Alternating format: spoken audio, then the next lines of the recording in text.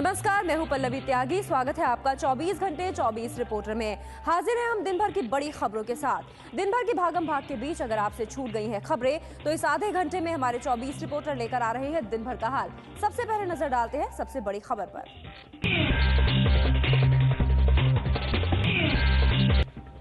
आज नरेंद्र मोदी के कारगिल युद्ध में शहीद हुए कैप्टन विक्रम बत्रा पर दिए गए बयान पर काफी बवाल मचा।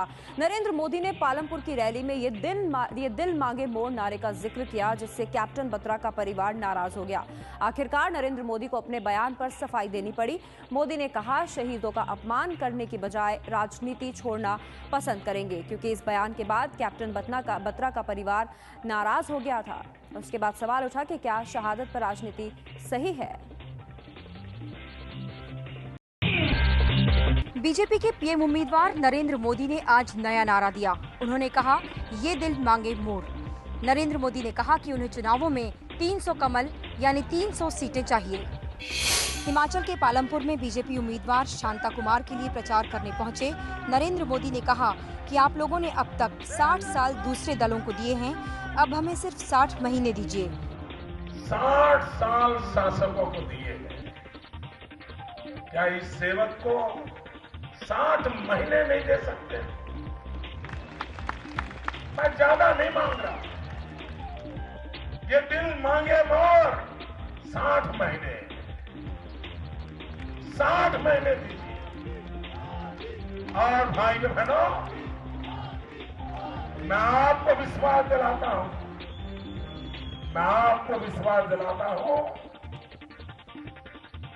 आपके टूटे हुए सपनों को फिर मैं संजो दूंगा।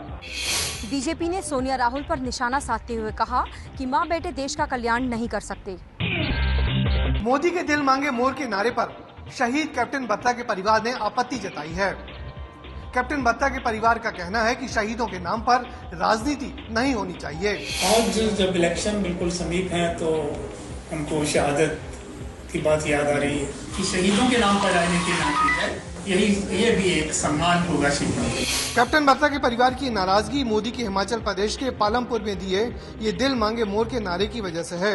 शहीद कैप्टन बत्रा ने कारगिल युद्ध में ये दिल मांगे मोर का नारा दिया था।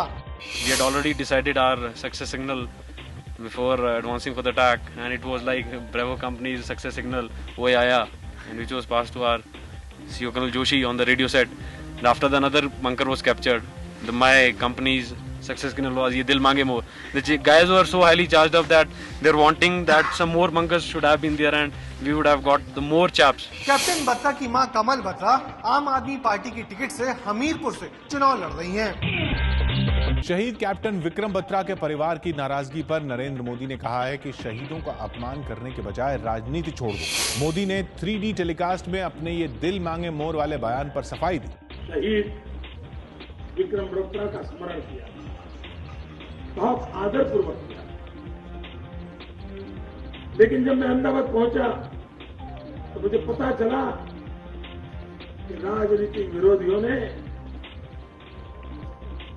इसका भी विकृत रूप देकर के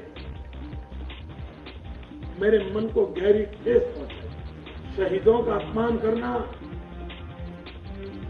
शहीदों के माता पिता को दुख पहुंचाना, उसके बजाय मोदी राजनीति छोड़ना पसंद करेगा। हिमाचल के पालमपुर में चुनावी रैली में मोदी ने कैप्टन विक्रम बत्रा को याद करते हुए उनके करगिल युद्ध में दिया बयान दिल मांगे मोर को दोहराया था। कांग्रेस अध्यक्ष सोनिया गांधी के दामाद रॉबर्ट वाड्रा के बचाव में उतर आए हैं कांग्रेस के वरिष्ठ नेता और पार्टी महासचिव दिग्विजय सिंह। राजस्थान और हरियाणा में वाड्रा पर लगे जमीन से जुड़े आरोपों का जवाब देते हुए दिग्विजय सिंह ने लिखा है कि राजस्थान में 3 महीने से वसुंधरा सरकार है, लेकिन कार्रवाई नहीं हुई क्योंकि चुनाव में फायदे के लिए सिर्फ झूठा प्रचार हुआ। प्रियंका को मिल रहे जन समर्थन से मोदी बीजेपी घबरा गए हैं, इसीलिए उनके और वाड्रा के खिलाफ निजी हमले हो रहे हैं। अगर एक परिवार से जुड़ने के कारण वाड्रा से 3.5 एकड़ जमीन के लिए हिसाब मांगा जा रहा है, तो क्यों नहीं मोदी को प्राइवेट लिमिटेड कंपनी से लिंक का जवाब देना चाहिए। दिग्विजय सिंह का कहना है कि वाड्रा ने हरियाणा में सिर्फ 3.5 एकड़ जमीन के लाइसेंस के लिए आवेदन किया। वाड्रा ने सरकार से नहीं, नागरिक से जमीन ली। आईएएस अशोक खेमका कैसे 2 नागरिकों के सौदे को रद्द कर सकते हैं, जबकि किसी पक्ष ने कोई आपत्ति दर्ज नहीं कराई। मैंने जो कुछ भी कहा है पूरे सोच समझ के कहा है और कोई ऐसा कानून रॉबर्ट वाड्रा जी ने नहीं तोड़ा है जिसकी वजह से उन पर ये आरोप लगाया जाए। दिग्विजय सिंह के मुताबिक हाईकोर्ट के आदेश पर खेमका का तबादला हुआ। तबादले के आदेश के बाद लैंड डील रद्द कर दी गई। हाईकोर्ट के आदेश पर तबादला गलत था या फिर डील रद्द करना सही था? खेमका हाईकोर्ट क्यों नहीं गए? रॉबर्ट वाड्रा पर राजस्थान सरकार की पहली प्रतिक्रिया आई है। राजस्थान सरकार के प्रवक्ता ने ये तो कहा कि रॉबर्ट वाड्रा ने सस्ती दर पर जमीन खरीदकर उसे महंगी दामों पर बेचने का गलत काम किया, लेकिन रॉबर्ट वाड्रा पर कार्रवाई कब होगी ये नहीं बताया। लैंड सीलिंग एक्ट का वायलेशन है। किसानों से कम कीमत पर खरीद करके महंगी कीमत पर बेचने का आरोप इनके ऊपर है। कानून के हिसाब से जो भी बनता होगा निश्चित रूप से कार्रवाई, चाहे वो रॉबर्ट वाड्रा हो या कोई और हो, उसके हिसाब से राजस्थान सरकार कार्रवाई करे। राजस्थान सरकार का ये बयान दिग्विजय सिंह के उस लेख पर आया है जिसमें उन्होंने पूछा है कि 3 महीने बाद भी वसुंधरा राजे ने रॉबर्ट वाड्रा के खिलाफ कार्रवाई क्यों नहीं की। 2014 लोकसभा चुनाव के प्रचार के दौरान बीजेपी के पीएम कैंडिडेट नरेंद्र मोदी के बाद अगर एक नाम सबसे ज्यादा चर्चा में है तो नाम है गौतम अडानी का। गौतम भाई, कहा यह जा रहा है कि मोदी के रिजीम में जो आपको जमीन अलॉट हुई वो बहुत सस्ती दर पर अलॉट हुई। ये जमीन का जो भी प्राइस वैल्यूएशन होता है तो एक उसकी एक बहुत एस्टैब्लिश प्रोसेस है और नाइदर अडानी ग्रुप ने कोई जगह पे कंसेशन मांगा है या कोई फेवर मांगा हुआ है और गवर्नमेंट ने उसके कायदे के हिसाब से जो भी प्रोसेस होने के बाद में जो भी वैल्यूएशन तय हुआ है उसके हिसाब से दिया हुआ। ये बताइए, एक आरोप ये भी लगता है कि जो नरेंद्र मोदी आपके जो हवाई जहाज उनका इस्तेमाल कर रहे हैं आज से नहीं बल्कि पिछले 7-8 साल से, और इस तरीके से आप उनको एक फेवर देंगे। हम गुजरात बेस्ड कंपनी है, गुजरात में हम कॉरपोरेट है कि जिसके पास प्लेन है और उनको एक सुविधा रहती है। दूसरा है हमारा जो एविएशन डिपार्टमेंट है वो गवर्नमेंट ऑफ गुजरात को या भाजपा पार्टी को या किसी को भी, आज हमारी ग्रुप की अलग अलग कंपनी को भी जो इस्तेमाल होता है तो उसका बिलिंग होता है बाकायदा और उसके बेसिस के ऊपर पेमेंट लिया जाता है। मोदी के खिलाफ दो दुश्मन दोस्त बन गए हैं। वाराणसी से बाहुबली मुख्तार अंसारी ने कांग्रेसी उम्मीदवार अजय राय को समर्थन देने का ऐलान कर दिया है। मुख्तार अंसारी के भाई अफजाल अंसारी की पार्टी कौमी एकता दल ने कांग्रेस के उम्मीदवार अजय राय को समर्थन देने का ऐलान किया है।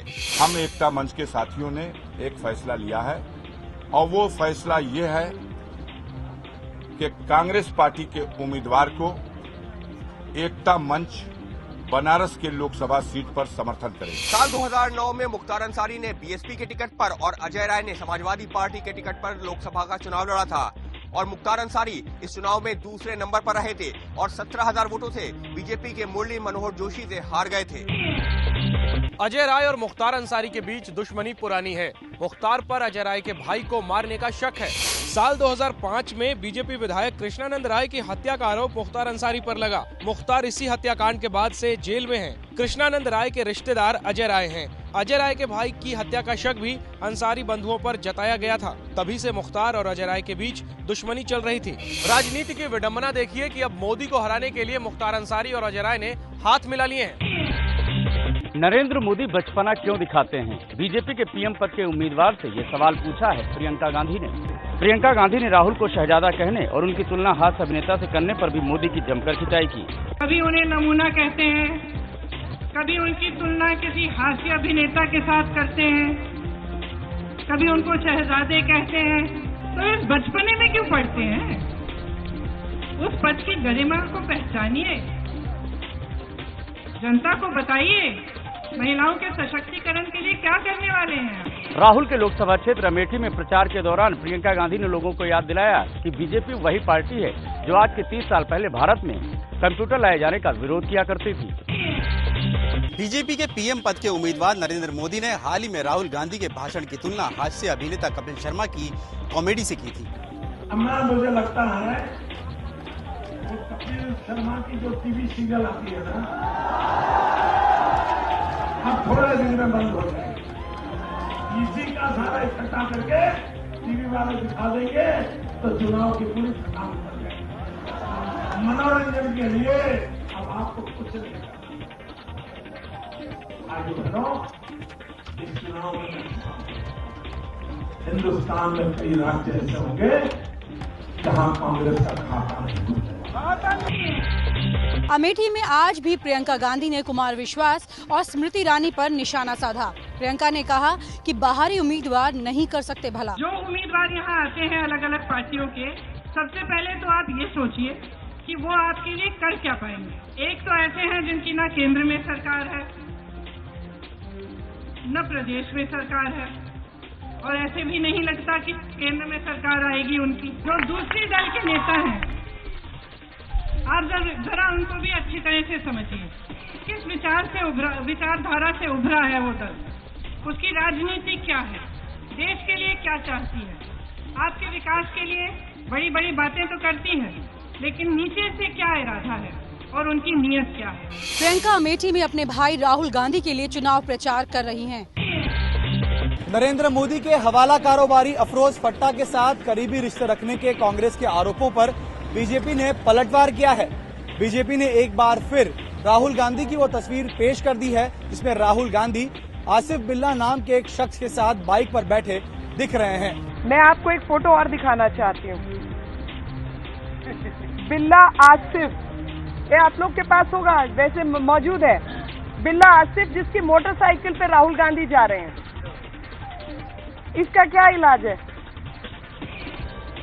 इन बातों का कोई इलाज है? ये तो मोटरसाइकिल पे बैठ के जा रहे हैं साहब, कहीं कैजुअल मीटिंग भी नहीं है, मिले भी नहीं है। अभी बिल्ला आसिफ ने जो कुछ किया वो राहुल गांधी जिम्मेवार है उसके लिए, क्योंकि उसकी मोटरसाइकिल पे बैठ के जा रहे हैं। जैसे कोई दोस्त पिलियन राइडर अपने दोस्त की मोटरसाइकिल पे जाता है। मैं मान लूं बिल्ला आसिफ राहुल गांधी के मित्र हैं, गहरी दोस्ती है। मीनाक्षी लेखी ने जो तस्वीर दिखाई वो राजस्थान के भरतपुर की है और अक्टूबर 2011 में राहुल गांधी के दौरे के समय ली गई थी। 2011 में जब ये तस्वीर पहली बार सामने आई थी तब भी बीजेपी ने आरोप लगाया था कि राहुल गांधी को बाइक में बैठाकर ले जा रहा आसिफ बिल्ला एक हिस्ट्री शीटर है। राहुल गांधी पर दिए गए बाबा रामदेव के बयान पर बीजेपी ने सफाई दी है। बीजेपी प्रवक्ता मीनाक्षी लेखी से जब ये सवाल पूछा गया तो उन्होंने उल्टा मीडिया पर ही सवाल खड़े कर दिए। जहाँ तक बाबा रामदेव के बारे में कहना है, मैं यही कहूँगी कि मेरे पास कुछ मटेरियल है। अब आपने क्योंकि पूछा है तो इसलिए मैं जवाब दे रही हूँ। मैं शेयर करना चाहती हूँ 22 अगस्त 2009 इकोनॉमिक टाइम्स का एक आर्टिकल है और उसकी मैं हेडलाइन पढ़ रही हूँ आप लोगों के लिए, क्योंकि ये टिप्पणी मीडिया पर है। Congress DMK honeymoon continues in Tamil Nadu bye pull.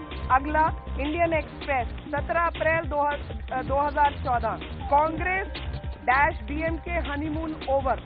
DNA 10th December 2011 for Mamata Banerjee the honeymoon is over. Hindustan Times 5th April 2009 ब्रेमेन बीएसपी हनीमून ओवर। अभी क्या बोलेंगे आप? आपको बाबा रामदेव के ऊपर अपने अंदर भी तो जरा देखना शुरू कीजिए ना साहब।